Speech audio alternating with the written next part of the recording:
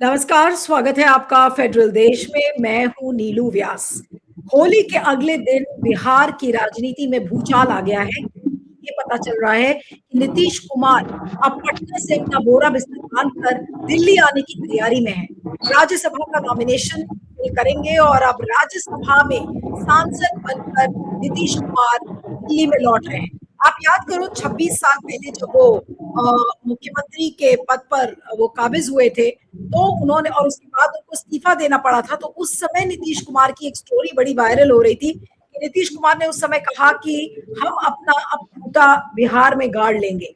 और अब देखिए, भाई उसी खूंटे को आज वो उखाड़ रहे हैं। उसकी क्या मजबूरी है? राज्यसभा नॉमिनेशन भरना क्या नीतीश कुमार की मजबूरी है? क्या वो अपनी इच्छा से आ रहे हैं? इससे पहले ये भी खबरें आ रही थी कि जो उनका बेटा है निशांत, उसको राज्यसभा लाने की तैयारी हो रही थी। तो एक तो ये सवाल है कि क्या मजबूरीवश ये फैसला लिया गया, और दूसरा कि अब नीतीश कुमार अगर बिहार के मुख्यमंत्री नहीं रहेंगे तो बीजेपी अपना मुख्यमंत्री किसको बनाएगी?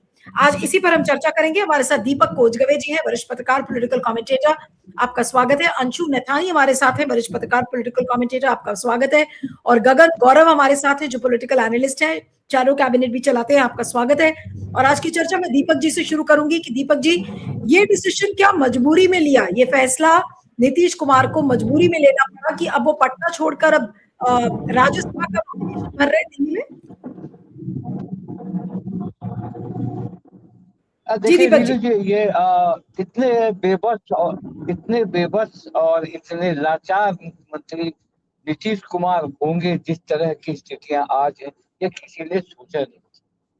और ये जो जो घटनाक्रम हुआ, ये घटनाक्रम की पृष्ठभूमि चुनाव विधानसभा चुनाव से पहले सीट शेयरिंग के समय ले ली गई थी कि हम इतने महीने तक आपको चलने देंगे, आप उसके बाद स्वतः राज्यसभा जाएंगे।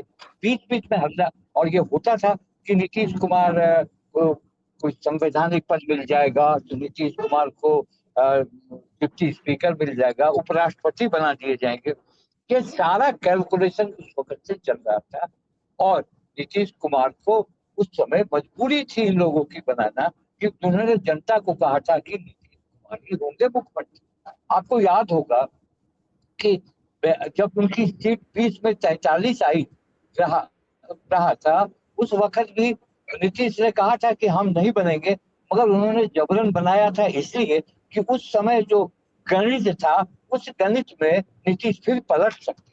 और अब का जो गणित है, उसमें नीतीश पलट नहीं सकते हैं, एक सरकार मिलकर बना नहीं सकते हैं। उसको लेकर ये भाप लिया, और ये कैलकुलेशन लेकर कि नीतीश कुमार को अपदस्थ किया गया। इस तरह से ही कहें कि नीतीश कुमार कह रहे हैं कि मैं चौका मारना चाहता हूँ, मैं चारों सदनों का ये मिलना चाहता हूँ। तो इससे पहले वो भी जा सकते थे, बार बार पलट कर सरकार बना रहे थे। मगर अभी जो निशांत कुमार को लेकर ये मामला उठा, तो निशांत कुमार को धीरे धीरे लोग ये भी कहते हैं कि नीतीश कुमार मुख्यमंत्री रहते निशांत कुमार को लॉन्च नहीं करना चाहते थे। ठीक है, ये उनकी अपनी आइडियोलॉजी थी और जिस आइडियोलॉजी में बात करते थे, मगर अभी जिस तरह से 2 दिन के अंदर इतना जबरदस्त धमाका हुआ, आपको याद होगा। आपकी आवाज कट रही है, मैं जब तक अंशु के पास जाती हूँ। उनके साथ नित्यानंद ओके, राय थे। बोलिए बोलिए। आपकी आवाज कट रही है बीच में, सर बोलिए। तो उसमें जो उन्होंने कहा था कि घुसपैठी जो था वो मेरा चुनावी नारा था, और बिहार की जनता ने भरपूर वोट दिया था बीजेपी, उन्होंने एनडीए नहीं कहा था। और उस समय उनके साथ तो क्या पृष्ठभूमि वो सब तैयार थी। नीतीश कुमार के पास क्या मजबूरी है, क्या परेशानी है, ये नहीं समझ में आया। इस तरह उन्होंने एक तरह से दान कर दिया अपने सीएम को। और आपको याद होगा कि नारा चला था 2025 से 30 फिर से नीतीश, तो 2025 तो खत्म भी नहीं हुआ, नीतीश खत्म हो गए। तो ये सारा प्री प्लान था। और जिस तरह से निशांत को लाने की बात हो रही है, निशांत आ ही जाएंगे, अब आ गए पार्टी को कितना संभाल पाएंगे और पार्टी के अंदर कितनी गतिविधियां क्या होंगी नहीं होंगी। तो नीतीश कुमार इन दिनों अपने कुछ कर नहीं पा रहे थे, ये भी था। जिस तरह का बॉडी लैंग्वेज था, जिस तरह से वो कुछ उनकी हरकतें हो जा रही थी, तो उससे साफ जाहिर होता था कि नीतीश कुमार का निर्णय बीजेपी के द्वारा लिया जा रहा है दिल्ली में। और नीतीश कुमार ने देखा जब बहुत हो गया तो चलिए दे दीजिए और जान बचाइए, मुक्त हो जाइए। ठीक है, अब मैं अंशु के पास आती हूँ कि अंशु और दीपक जी आप म्यूट कर लीजिएगा क्योंकि आप कार में चल रहे हैं तो आवाज आती है, आप म्यूट कर लीजिएगा। अंशु, आपसे भी वही सवाल है कि क्या ये मजबूरी में लिया हुआ फैसला है? नीतीश कुमार जो हमेशा मुख्यमंत्री, और उनके बारे में तो कहा जाता था वो अजर अमर मुख्यमंत्री हैं, तो अजर अमर मुख्यमंत्री से अब वो राज्यसभा की दौड़ में अब आ रहे हैं, राज्यसभा का इलेक्शन लड़ रहे हैं, ये बात लोगों से हजम नहीं हो रही है। तो क्या ये मजबूरी वश एक फैसला है?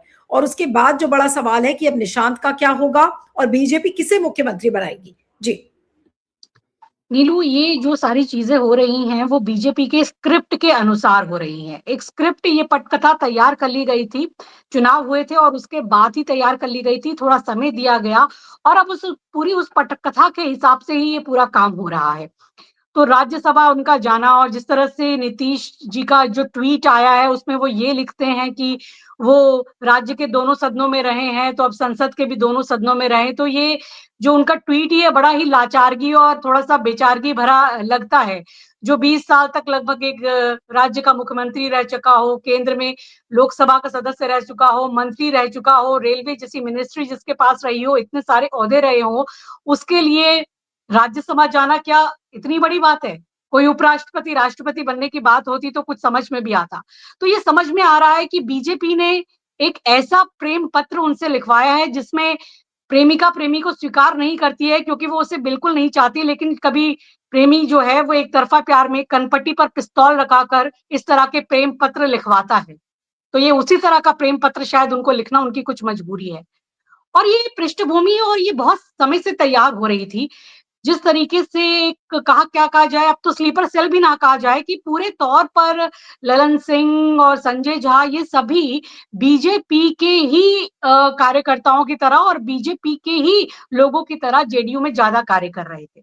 आज काफी एक कहा जाए कि कई मैं फेसबुक में और सोशल मीडिया में बिहार के बहुत से वरिष्ठ पत्रकारों के इस पर पोस्ट भी पढ़ रही थी और उनका शो भी देख रही थी कि वो कह रहे थे कि जिस तरीके से नीतीश कुमार का जब पदार्पण हुआ था राजनीति में, एक सामाजिक न्याय के वो पुरोधा माने जाते हैं, तो उनके पास आसपास सारे एक दलित, पिछड़े वर्ग के, अल्पसंख्यक वर्ग के नेता नजर आते थे।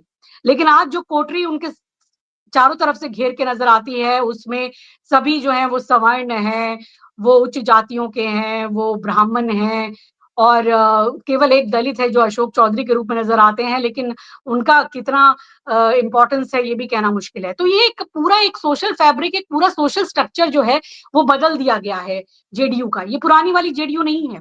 और बीजेपी ने एक जिसे कहा जाए बहुत महीनी से एक एक पूरा एक ऑर्केस्ट्रा तैयार किया जिसमें इन इन पिछले कुछ समय में जब से सरकार बनी है, जेडीयू को अंदर से पूरी तरह दो फाड़ कर दिया है।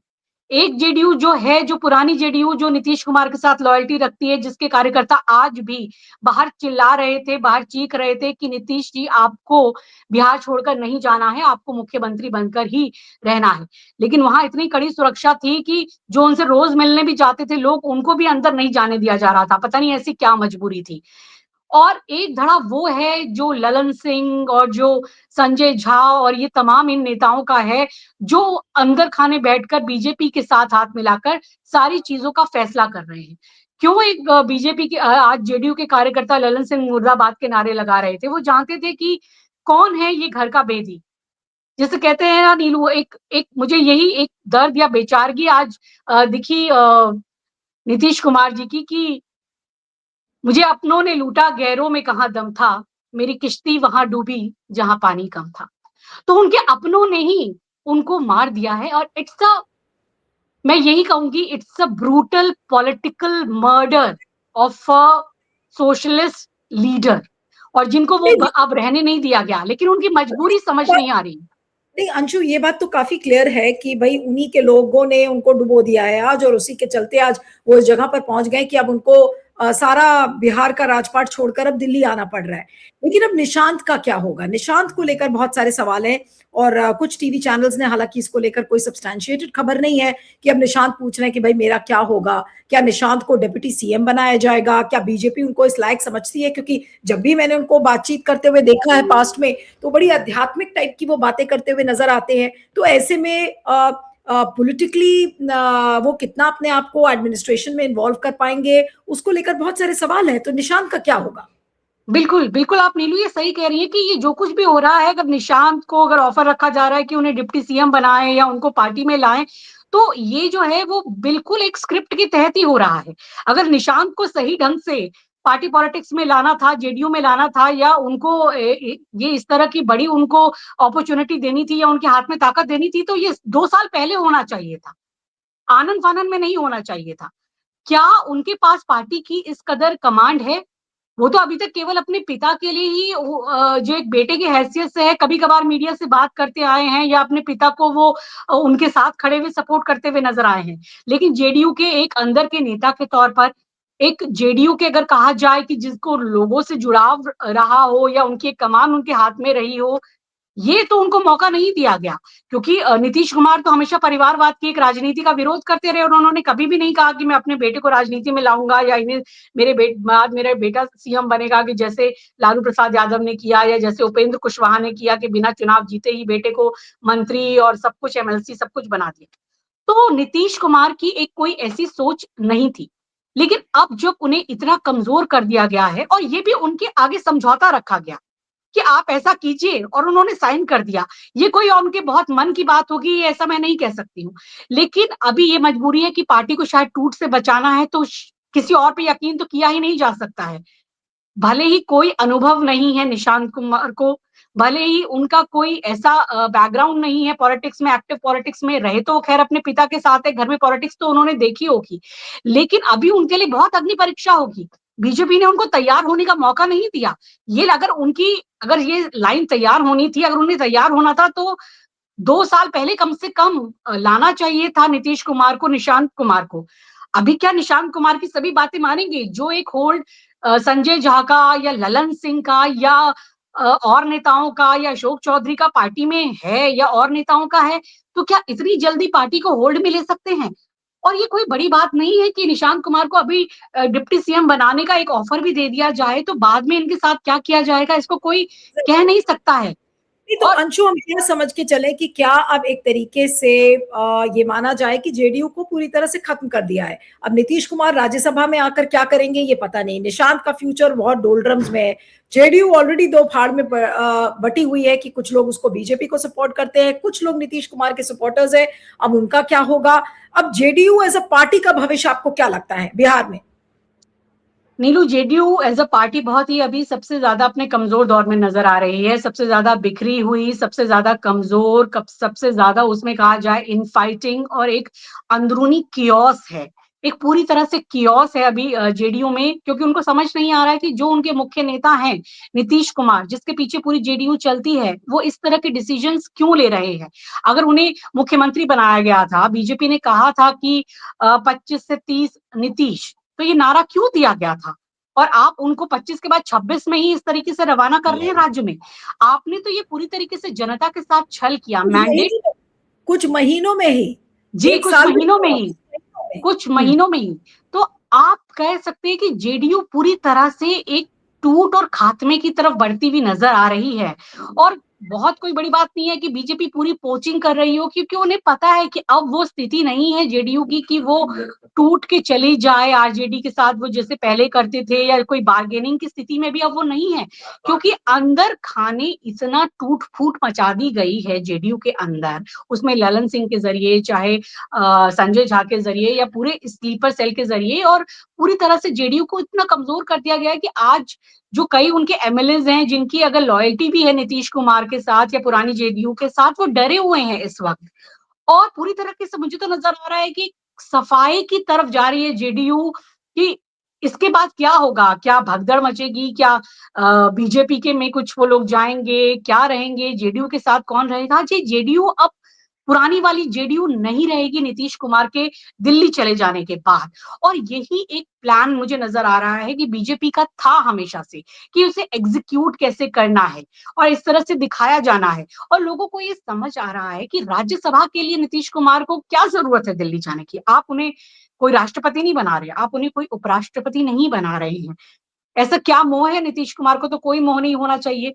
और जब उनको जनता ने एक बार फिर सेवा का मौका दिया था 5 साल के लिए। नहीं, लेकिन अंशु एक चीज और भी है कि आज लास्ट डे जब नॉमिनेशन फाइल करना था तब उनकी खबर आ रही है कि वो राज्यसभा का नॉमिनेशन फाइल करेंगे। कल शाम से थोड़ा सोर्स बेस्ड खबरें आ रही थी, लेकिन सुबह आते आते की पुख्ता खबर आ गई कि नहीं, वो राज्यसभा का नॉमिनेशन फाइल कर रहे हैं। तो ये नॉमिनेशन फाइल करने की खबर उस दिन छापी गई है या उस दिन पब्लिश की गई है जिस दिन वो नॉमिनेशन फाइल कर रहे हैं। यानी कि आई एम श्योर कुछ ना कुछ बातचीत या गहमा गहमी बीजेपी और नीतीश कुमार के बीच में तो जरूर हुई होगी, आई एम श्योर। नीलू, इसमें इसमें इसको इतना इतना अगर कहा जाए कि इसको छुपा के रखने की या सीक्रेट रखने की जरूरत मुझे ये नजर आ रही है कि अगर इसको पहले से घोषित किया जाता तो बहुत बवाल हो सकता था। जो कार्यकर्ता है अभी भी देखा कि वो बहुत सड़कों पर उतरे, बहुत ललन सिंह मुर्दाबाद के नारे लगा रहे थे, बहुत गुस्से में थे। अगर उनको एक बार निशांत कुमार या फिर अगर कहा जाए नीतीश कुमार से मिलने का मौका दिया जा सकता तो वो गेट क्रैश करके जा सकते थे। इतनी सिक्योरिटी लगाई गई थी, पहरे में रखा गया है पूरी तरीके से नीतीश कुमार को।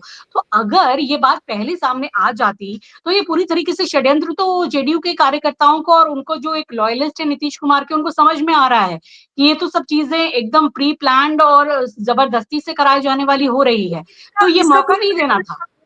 आप इसका बैकलैश देख रही हैं? राज्यसभा का नॉमिनेशन फाइल करना, क्या बिहार में इसका बैकलैश एक दिखेगा? क्योंकि जैसा आपने कहा कि भाई लोग सड़क पर उतर सकते हैं, तो अभी भी तो बहुत सारे लोग होंगे जो इसका विरोध कर रहे होंगे, इस डिसीजन का, नीतीश कुमार को रोकने की कोशिश कर रहे होंगे कि भाई आप क्यों अपने पैरों में कुल्हाड़ी मार रहे हैं, क्यों आप तैयार हुए। आई एम श्योर ये एक तबका कह रहा होगा। तो बिहार की सड़कों पर क्या ऐसा कोई विरोध आपको नजर आ रहा है? कोई ऐसी रिपोर्ट सुनने को मिली? जो जब से ये खबर आई उसके बाद से बड़ी संख्या में जेडीयू के कार्यकर्ता जो हैं वो नीतीश कुमार के घर के सामने वहां पे जमा हो गए थे और बहुत ज्यादा वहां बैरिकेडिंग और सुरक्षा लगा दी गई थी। और जो रोज उनसे अमूमन मिलने जाते भी थे कार्यकर्ता, जो कि रेगुलर भी थे, उनको भी अंदर नहीं जाने दिया जा रहा था। और वो बाहर खड़े होकर नारेबाजी कर रहे थे कि किसी भी हाल में नीतीश कुमार को दिल्ली नहीं जाना चाहिए, राज्यसभा नहीं जाना चाहिए। उन्हें चुना है राज्य की जनता ने एक मुख्यमंत्री के तौर पर और उनको यही रहना चाहिए। तो वो तो साफ तौर पर कह रहे थे कि ललन सिंह मुर्दाबाद और संजय झा मुर्दाबाद। तो ये समझ में आ रहा है उनको कि ये कहां से संचालित हो रहा है और बीजेपी पूरी तरीके से इस स्क्रिप्ट को कर रही है। देखिए, बीजेपी कभी भी अपना एक पूरा षड्यंत्र के तौर पर उसने ये किया है, क्योंकि इतने सालों में 15 सालों में बीजेपी अपना कोई नेता, कोई अपना एक विकल्प के तौर पर, मुख्यमंत्री के विकल्प के तौर पर तो यहाँ पर तैयार नहीं कर पाई नीतीश कुमार के। तो ये उन्होंने एक पूरी बैकडोर एंट्री की है। ये पीछे दरवाजे से, चोर दरवाजे से आने का उन्होंने रास्ता देखा है कि किस तरीके से। मैं कहूंगी जब चुनाव हुए ये सारा चीजें तभी ही तय हो गई थी। जो ज्ञानादेश आया, जिस तरीके से एक बम्पर मिलता है, जो बीजेपी को इतनी ज्यादा सीट मिलती हैं, वो सब भी बिल्कुल नजर नहीं आ रही थी कि ऐसा कुछ हो सकता है। लेकिन ये प्लानिंग सब वहीं से चल रही थी। फिर नीतीश कुमार की बीमारी का हवाला दिया जाना, उनको इस तरह से मजबूर और बीमार बताया जाना, और जब कभी कभी उन्होंने कोई स्टेप भी लेने चाहे तो वहां उसको दूसरा मोड़ दिया गया। देखा जाता था कि उनको बोलने नहीं दिया जा रहा, उनको बहुत सारी चीजों में कंट्रोल किया जा रहा। और एक बहुत कोटरी है जो उनकी हर एक्टिविटी को कंट्रोल कर रही है। अब जो सही कह रही है निशांत कुमार, जो खबरें मिल रही हैं अंदर से, वो इस बात से बिल्कुल खुश नहीं थे और वो यही चाह रहे हैं कि उनके पिता ही ये टर्म पूरा करते और उनको भी एक तैयारी का मौका मिलता। अगर उनको ये विरासत संभालनी भी थी, उनको ऐसे लग रहा है कि ये विरासत दी जा रही है कि भागते दौड़ते एक बैटन पकड़ाया जा रहा है ऐसे खिलाड़ी को रिले रेस में, जो उससे पहले कभी दौड़ा ही नहीं या फिर उससे पहले उसने कोई प्रैक्टिस ही नहीं की। तो वो बेचारा वो बैटन लेके कितना आगे जाएगा, जबकि लंगड़ी मारने के लिए सारे दूसरे खिलाड़ी जो हैं बीजेपी के तैयार बैठे हैं अपना पूरा पूरा जखीरा लेके। तो ये बहुत अभी नाजुक स्थिति है। जेडीयू अभी बिल्कुल, मैं कह रही हूँ, टूट के कगार पर मुझे नजर आ रही है। और नीतीश कुमार के पास इसलिए भी ये चारा कुछ नहीं रहा होगा कि वो साइन कर दें इस पर या शर्तों को मान ले, कि उनको इल्म हो गया होगा कि पार्टी वैसे भी टूटेगी। बिल्कुल और बिल्कुल। अगर वो इस पर राजी ना होते तो बीजेपी ने अंदर खाने पार्टी को तोड़ने का, अपनी साइड मिलाने का पूरा एक प्लान बना लिया होगा। बीजेपी के पास प्लान ए बी सी सारा कुछ रहता है। और ये बिल्कुल निशांत कुमार को जिस तरीके से विरासत दी जा रही है वो बिल्कुल एक, जिसे कहा जाए, एक बहुत ऐसे तरीके से दी जा रही है, हश-हश तरीके से, कि जिसके लिए वो अभी प्रिपेयर्ड ही नहीं थे। और अब जो कैसे अब इसके अंदर इतनी इनफाइटिंग होगी कि कुछ लोग जो हैं वो ललन सिंह और इन इन वाले धड़ों के हैं, जेडीयू के, उनके सपोर्टर्स, कुछ लॉयलिस्ट हैं, और पिता के जो हैं चले जाने के बाद दिल्ली, निशांत कुमार से आप क्या उम्मीद कर सकती हैं कि वो इतने बड़े क्या पॉलिटिकल जिसे कहा जाए, या सोशल इंजीनियरिंग के उनको एक्सपीरियंस है, उन्होंने तो कोई चुनाव नहीं लड़ा, कोई पार्टी की पोस्ट तक में वो नहीं रहे। सिर्फ ये कह देना कि वो एक अच्छे व्यक्ति हैं या अपना पिता को सपोर्ट करते हैं, और एक पॉलिटिकल नेता होने में, पार्टी के साथ काम करने में, कार्यकर्ताओं को बाय नेम जानने में, चीज़ों को समझने में, हर एक सीट को समझने के लिए एक वक़्त चाहिए होता है। वो कोई वक़्त उन्हें नहीं मिला, उन्हें परीक्षा में बिठा दिया गया और बोला है कि 2 दिन बाद परीक्षा है, तुम बस आज बैठ जाओ। बिल्कुल, ये बिल्कुल, इस तरह का हाल कर दिया गया है, और जेडीयू को ये बड़े षड्यंत्र के साथ खत्म करने की साजिश की गई है। लेकिन बिल्कुल। मुझे लग रहा है कि नीलू, कुछ ना कुछ ऐसी चीज़ें हैं जिसे कहा जाए, आजकल हर जगह फाइलें निकल रही हैं, तो पता नहीं कौन-सी फाइल, कौन-सी ऐसी चीज़ है नीतीश कुमार की कुछ इनके पास, कुछ तो कि हाँ, ये क्या बात खौफ सही है? है। मुझे समझ नहीं आ रहा कि कोई क्यों तो इतना मजबूरी मजबूर है वो? ज़रूर है। वो मजबूरी फ़ाइल है या क्या कुछ और है। कुछ लोग ये भी कह रहे हैं कि शराब जो लॉबी है वो इसके पीछे ज़िम्मेदार है। बहुत सारी बातें इस समय कही जा रही है। मैं अब गगन के पास आती हूँ कि गगन, अब बड़ा सवाल ये है कि बीजेपी किसको मुख्यमंत्री बनाएगी? कौन बनेगा मुख्यमंत्री अब बीजेपी का? क्योंकि बीजेपी का तो प्लान था ही, हम चुनाव के समय से इस बात को डिस्कस कर रहे थे कि बीजेपी देखिए नीतीश कुमार को हटा देगी और अपना मुख्यमंत्री लेकर आएगी, और अब वो सपना बिल्कुल पूरा होता हुआ नजर आ रहा है। कौन कौन से कंटेंडर्स हैं बीजेपी के पास? कौन से ऐसे धुरंधर हैं जो आप सीएम के दौड़ में रहेंगे? जी। देखिए नीलू जी, जितनी बात अभी हम लोगों की हो रही थी, एक चीज़ तो बहुत ही ये स्पष्ट है नीलू जी, कि ये पटकथा कुछ समय पूर्व से ही चल रही थी और ये लगभग चीज़ें तय थी कि जब कभी भी राज्यसभा का चुनाव होगा, तो उसमें मुख्यमंत्री जी राज्यसभा के लिए जाएँगे। ऐसा नहीं कि बिल्कुल आनन-फानन में या 1-2 दिन में हुआ है। जब इन्होंने इस बार शपथ लिया, तो उस समय ही लगभग ये चीज़ें हो गई थी और अभी लगभग आप कहें सोमवार की शाम या मंगलवार की सुबह तक चीज़ें ये स्पष्ट थी, तो मुख्यमंत्री जी राज्यसभा जा रहे हैं। अभी जो इन 2 दिनों में डिस्कशन चल रहा था, वो ये डिस्कशन चल रहा था कि सरकार बनाने का फ़ॉर्मूला क्या होगा और मुख्यमंत्री जी जा रहे हैं, तो हरिवंश जी का कार्यकाल समाप्त हो रहा है। हरिवंश जी जदयू कोटे से थे, वो उपसभापति हैं राज्यसभा में। तो नीतीश कुमार जी को मेबी क्योंकि वो उसी रूप में जाएँगे। हरिवंश जी के ही स्थान पर वो जा रहे हैं।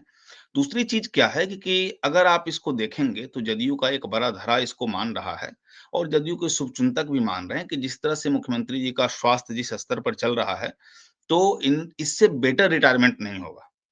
हालाँकि जदयू की एक बहुत बड़ी पावर लॉबिंग चाहती है कि मुख्यमंत्री रहें, लेकिन कई लोगों का मानना है कि अब अगर यहाँ वो रहते हैं और स्वास्थ्य की जैसी स्थिति है, तो जो अच्छा काम किए हैं ना, वो भी धीरे-धीरे धूमिल होगी, थोड़ा-सा नाम खराब होगा। तो पद को छोड़ दें और अभी कुछ हद तक उन वो स चीज़ों को अगर इस यहाँ से हटते हैं, तो कम से कम दिल्ली में रह कर के भी वो जदयू को सँभाल सकते हैं। अगर 2-3 वर्ष और निकल जाएँगे और कहीं स्वास्थ्य में और गिरावट आती है, तो पार्टी एक बारगी छिन्न-भिन्न हो जाएगी। तो जदयू को सँभालने के लिए जब वो पावर में नहीं रहते हैं, तब जदयू कैसी रहती है, तो कुछ समय तक एज़ ए पार्टी प्रेसिडेंट उनको इसको लेकर के चलना चाहिए। अब प्रश्न आपके प्रश्न पर मैं आऊँगा कि मुख्यमंत्री कौन? और बिल्कुल सटीक जानकारी दूँगा कि कौन से नाम कितने प्रतिशत के साथ आगे चल रहे हैं, लेकिन उससे पहले जदयू का स्ट्रक्चर क्या है? तो जदयू ने बहुत क्लियर डिमांड किया है, चीफ मिनिस्टर आपका होगा, आप लार्जेस्ट पार्टी हैं। 2 डिप्टी सीएम हमारे होंगे, आपके दोनों डिप्टी सीएम चले जाएँगे। 2 डिप्टी सीएम में 1 डिप्टी सीएम निशांत कुमार का नाम लगभग तय है। दूसरे के लिए जो 2 नाम चल रहे हैं दलित चेहरे पर जदयू दाँव लगाएगी और उसमें 2 नाम चल रहे हैं। एक तो जो अभी एजुकेशन मिनिस्टर हैं सुनील जी, वो आईपीएस अधिकारी रहे हैं, महानिदेशक पद से रिटायर किए हैं, बेदाग छवि रही है और एजुकेशन मिनिस्टर के रूप में उन्होंने रिन्यूअल किया है। और दूसरे जो मुख्यमंत्री जी के मानस पुत्र कहे जाते हैं अशोक चौधरी जी। तो इस 2 में से एक डिप्टी सीएम हो सकते हैं, एक निशांत कुमार हो सकते हैं, उनके नाम पर हर कोई चर्चा कर रहे हैं। तो अभी जो डिप्टी सीएम के लिए कहा तो एक निशांत कुमार और सुनील जी और अशोक चौधरी जी में आइदर और का केस है। यहाँ एक बड़ा जो चीज़ है, जो कल थोड़ा-सा जिस पर थोड़ा तनाव की बात आ रही थी कि मुख्यमंत्री जी रिजिड हो रहे हैं। मुख्यमंत्री जी होम मिनिस्ट्री जदयू में चाहते हैं। और नीतीश कुमार जी बहुत दूरदर्शी हैं, जिसमें इन्होंने सम्राट चौधरी जी को होम दिया था। सब दिन नीतीश कुमार अपने पास होम रखते थे, तो उसमें बीजेपी की तरफ से कोई बहुत दबाव नहीं था होम देने के लिए। लेकिन इन्होंने होम मिनिस्ट्री डिप्टी सीएम को दिया और अब समझा रहे हैं कि जब हम मुख्यमंत्री थे, जदयू का चीफ मिनिस्टर था, तो होम हमने आपको दे दिया था, तो अब जब आपका चीफ मिनिस्टर होगा तो होम जदयू के पास रहेगा। तो बिहार में कहते हैं ना कि नीतीश कुमार अभी उतना राजनीति में इन्वॉल्व नहीं हो रहे हैं, लेकिन मैं कहता नहीं, हूँ नीलू लेकिन जी कि अगर आपने जो एक बात कही, गगन, नीलू जी आपने अगर 24 घंटे में 1 घंटे भी मुख्यमंत्री सही चेतना के साथ राजनीति देख लेते हैं ना, तो जितना भी आला कमान, दिल्ली हाईकमान का जितना नाटक होता है ना, वो 1 घंटा में वो सबको निचोड़ के रख देते हैं। तो वो नहीं, स्टेप लेकिन ही वो इनका आपने था। जो एक बात कही, आपने जो एक बात कहा कि भई उनको हो सकता है कि हरिवंश जी की जगह भेजा जाए। आपको लगता है कि उनकी जो हालत है, जो हेल्थ कंडीशन है, वो इस डिप्टी चेयरमैन के पद को स्वीकार करना ठीक होगा, या फिर उनको हो सकता है कोई कैबिनेट पोर्टफोलियो देने की तैयारी हो? क्योंकि नीतीश कुमार का जो पद रहा है, जो उनका कद रहा है, वो खाली एक राज्यसभा सांसद बनकर तो नहीं हो सकते। देखिए, नीलू जी अभी नीतीश कुमार जी के पास अब पद के जो आदमी 20 वर्ष मुख्यमंत्री रहे हैं, जो अटल जी के कैबिनेट में मंत्री रहे हैं तो उनके लिए पद बहुत मैटर अब नहीं कर रहा है। इनकी पूरी कवायद जदयू की लीगेसी को बचाने की है। अभी आप समझिए और ये भी उनको समझाया गया है, जो भी उनके मित्र हैं, शुभचिंतक हैं, उनको समझाया गया है और ये बात वो भी एक्सेप्ट कर रहे हैं। इस बात को अब निशांत भी मान रहे हैं, इनका अब स्वास्थ्य इस स्तर का नहीं है कि ये मुख्यमंत्री बने रहें। इससे थोड़ा-सा क्या थोड़ी छवि लगातार धूमिल होने उपसभापति पर थोड़ा वो बहुत एक्टिव पोस्ट है, तो थोड़ा हम लोगों को भी लग रहा है। लेकिन यह भी हो सकता है कि ये प्लेन राज्यसभा रह जाएँ और एक तरह से जदयू को केयरिंग के अनुसार ये देखें कि केयर करें जदयू का कि जदयू कैसे होती है। और जो भाजपा का मुख्यमंत्री का बात आपने किया, उसमें नित्यानंद राय अभी सबसे 1 नंबर पर चल रहे हैं। बिहार में यादव वोट बैंक को साधने की कोशिश हो सकती है, हो रही है और अभी अगर मुख्यमंत्री पद के सबसे प्रबल दावेदार हैं या कहिए कि लगभग आधे से अधिक आंकड़े उनके पक्ष में जा रहे हैं। 2 नंबर पर दिलीप जायसवाल जी चल रहे हैं।